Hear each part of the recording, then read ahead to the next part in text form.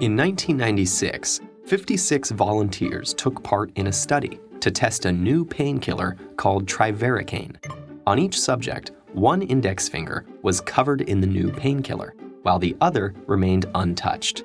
Then, both were squeezed in painful clamps. The subjects reported that the treated finger hurt less than the untreated one. This shouldn't be surprising, except trivaricane wasn't actually a painkiller, just a fake concoction with no pain-easing properties at all. What made the students so sure this dummy drug had worked?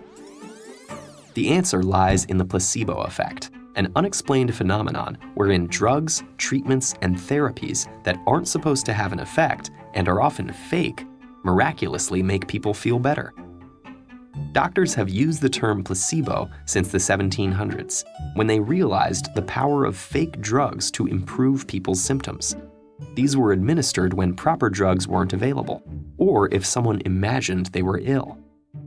In fact, the word placebo means "I shall please" in Latin, hinting at a history of placating troubled patients. Placebos had to mimic the real treatments in order to be convincing, so they took the form of sugar pills, water-filled injections, and even sham surgeries. Soon, doctors realized that duping people in this way had another use: in clinical trials. By the 1950s, researchers were using placebos as a standard tool to test new treatments. To evaluate a new drug, for instance, half the patients in a trial might receive the real pill. The other half would get a placebo that looked the same. Since patients wouldn't know whether they'd receive the real thing or a dud, the results wouldn't be biased, researchers believed. Then, if the new drug showed a significant benefit compared to the placebo, it was proved effective. Nowadays, it's less common to use placebos this way because of ethical concerns. If it's possible to compare a new drug against an older version or another existing drug, that's preferable to simply giving someone no treatment at all, especially if they have a serious ailment. In these cases, placebos are often used as a control to fine-tune the trial, so that the effects of the new versus the old or alternative drug can be precisely compared. But of course, we know that placebos exert their own influence too. Thanks to the placebo effect, patients have experienced relief from a range of ailments, including heart problems, asthma, and severe pain, even though all they'd received was a fake drug or sham surgery. We're still trying to understand how.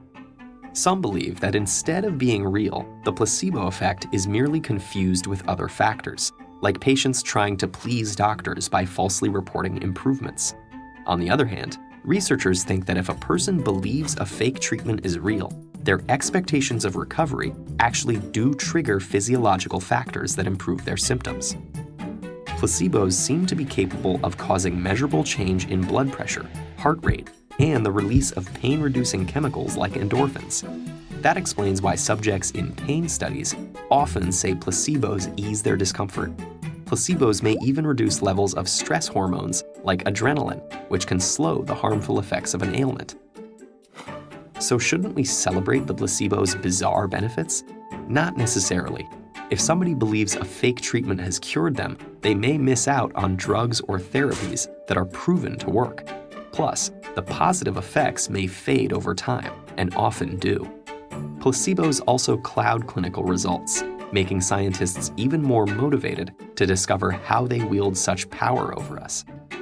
Despite everything we know about the human body, there are still some strange and enduring mysteries, like the placebo effect.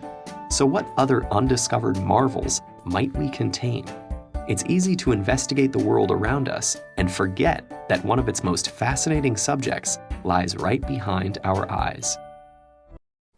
So we have to talk about the placebo effect if we are talking about the mind, right? This is a very real phenomenon that occurs in clinical trials when drug companies are about to release a new drug into the market. They have to do these trials which include administering placebos to patients in order to gauge the effectiveness of a drug. And for some reason, these people who take these placebos actually are able to heal themselves. It's got nothing to do with the medicine. a placebo is not an actual medicine. It's just a pretend medicine. And of course, there are ethical implications to giving someone a placebo and not telling them that it's a placebo. But even then, even if they are told that it is a placebo that they are getting, they are still able to heal themselves. How is that possible? Well, you believe so strongly in a pill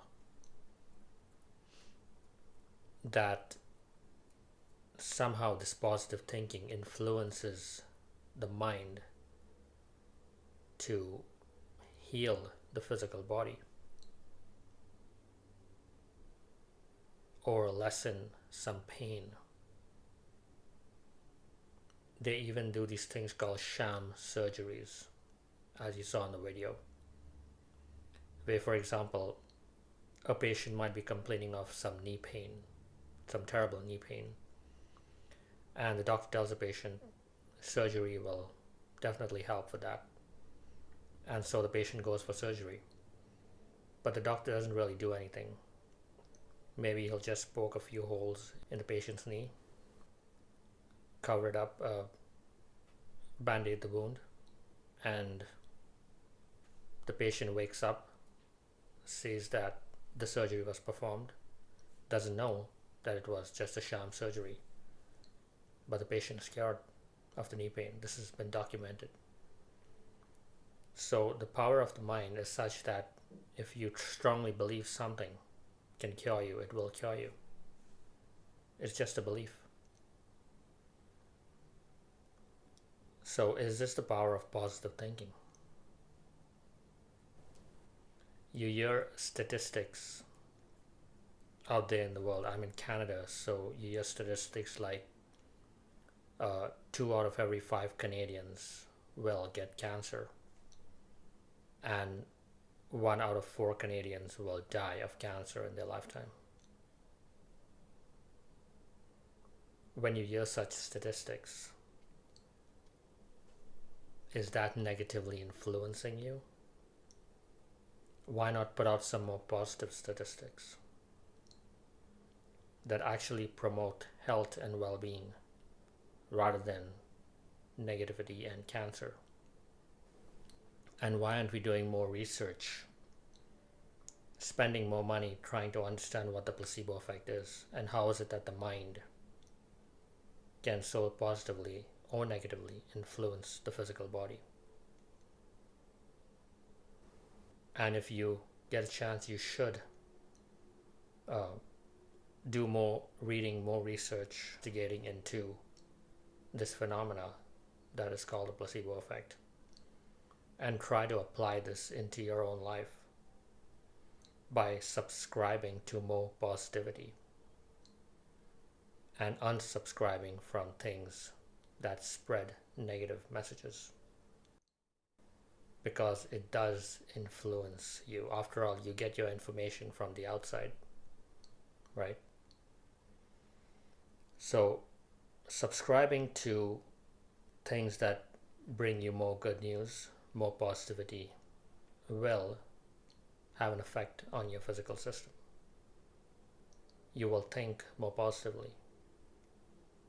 And since I keep saying the physical body is an expression of the mind, a healthy mind will translate to a healthy body. So do look deeply into the placebo effect and try to get more positive sources of information. Look more for good news rather than negative or bad news. Sometimes it's unavoidable, but you can also generate your own positivity if you can't get it from the outside. You can try to think more positively. That too can have an effect on your physical body.